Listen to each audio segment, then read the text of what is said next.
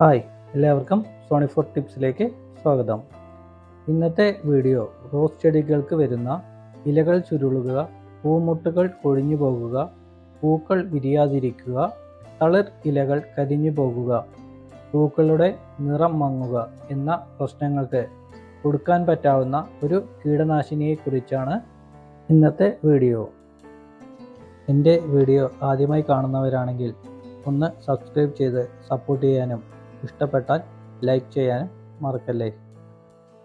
റോസിന് വേനൽക്കാലത്ത് കൂടുതലായി കണ്ടുവരുന്ന അസുഖങ്ങളാണ് റോസിൻ്റെ തളിർ ഇലകൾ ചുരുണ്ടു പോകുക, അത് കരിഞ്ഞതുപോലെ ആവുക, പൂക്കൾ വിരിയാതെ വരിക, പൂക്കളുടെ നിറം കളർ ഫെയ്ഡായി കാണുക, ഇലകൾക്ക് പച്ചപ്പ് നഷ്ടപ്പെട്ട് ഒരു ബ്രൗൺ കളർ ആവുക എന്നൊക്കെ. ഇതിനു കാരണം ട്രിപ്സ് എന്ന ചെറുജീവികളാണ്. ഇവയെ പെട്ടെന്ന് കാണാൻ പറ്റാത്ത ചെറുജീവികളാണ്. ട്രിപ്സ് എന്ന ജീവി ചെടിയുടെയും പൂമൊട്ടുകളുടെയും നീര് ഊറ്റിക്കുടിക്കുമ്പോൾ ചെടികൾക്കുണ്ടാകുന്ന പ്രശ്നങ്ങളാണ് ഇവയെല്ലാം. ട്രിപ്സിൻ്റെ ആക്രമണത്തിൽ ഈ ചെടിക്ക് പൂമൊട്ടുകളെല്ലാം ചെറുതാവുകയും പൂക്കൾ നേരാവണ്ണം വിരിയാതെ കരിഞ്ഞു പോകുകയും പൂക്കളുടെ നിറം മങ്ങുകയും ചെയ്തതാണ്. ഇവ ചെടിയുടെ നീര് ഊറ്റി കുടിക്കുമ്പോൾ പൂമുട്ടുകൾ വിരിയാതെ വരികയും പൂമുട്ടുകൾ കരിഞ്ഞതുപോലെയും ആയി മാറുന്നു.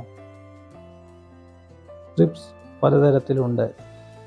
ഇതാണ് ട്രിപ്സ് ജീവികൾ.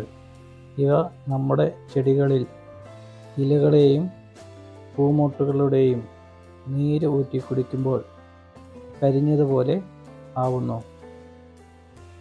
പൂക്കൾ വിരിയാതെയും പൂമൊട്ടുകൾ കൊഴിഞ്ഞു പോവുകയും ചെയ്യുന്നു.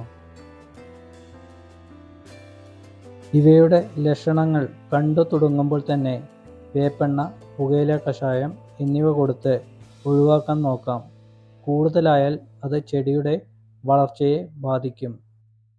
കുറഞ്ഞ ദിവസം കൊണ്ട് തന്നെ ഇത് വളരെ പെട്ടെന്ന് മുട്ടയിട്ട് പെരുകി എല്ലാ ചെടികളിലേക്കും എത്തും. ഇത് കൂടുതലായാൽ ഓർഗാനിക് കീടനാശിനി മൂലം ഒഴിവാക്കാൻ പെട്ടെന്ന് സാധിച്ചു എന്ന് വരില്ല. അതിന് ഏറ്റവും നല്ല ഒരു കീടനാശിനിയാണ് കോൺഫിഡോർ. ഇത് വെള്ളത്തിൽ ലയിപ്പിച്ച് സ്പ്രേ ചെയ്ത് കൊടുക്കാം. ഇതാണ് കോൺഫിഡോർ.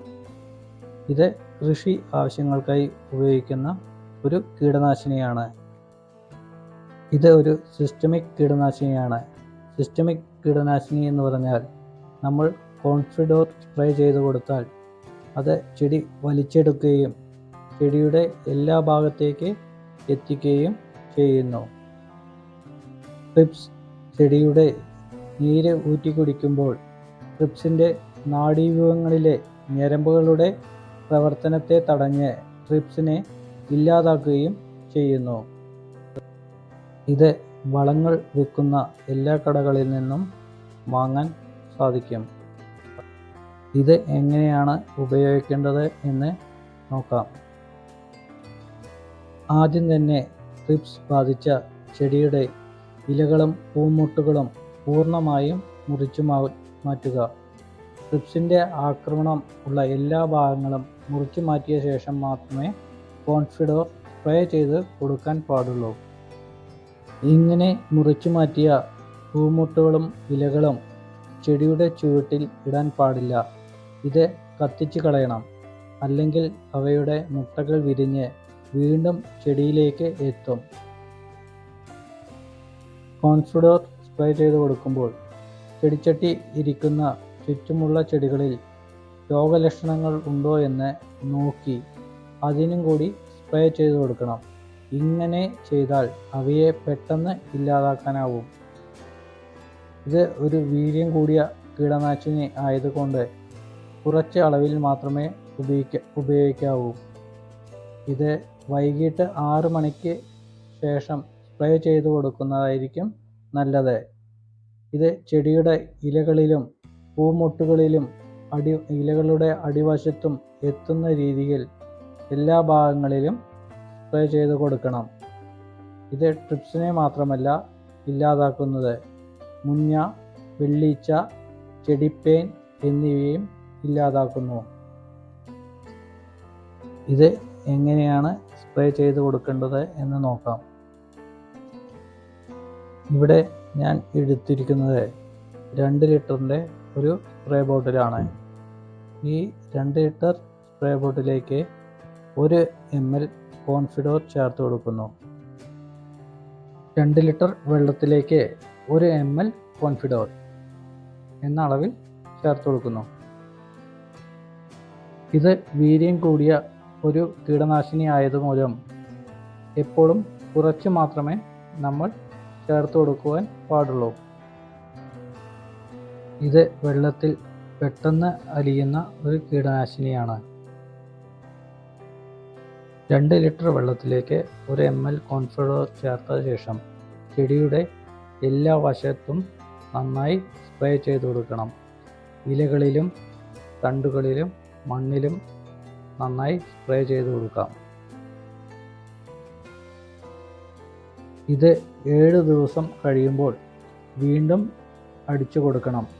ഇങ്ങനെ 4-5 തവണ ചെയ്തു കൊടുക്കുകയാണെങ്കിൽ ഇവയെ പൂർണ്ണമായി ഇല്ലാതാക്കാം. ചെടിച്ചട്ടി ഇരിക്കുന്ന ചുറ്റളവിൽ ഇതുപോലെ രോഗലക്ഷണമുള്ള എല്ലാ ചെടികളിലും നന്നായി സ്പ്രേ ചെയ്ത് കൊടുക്കണം.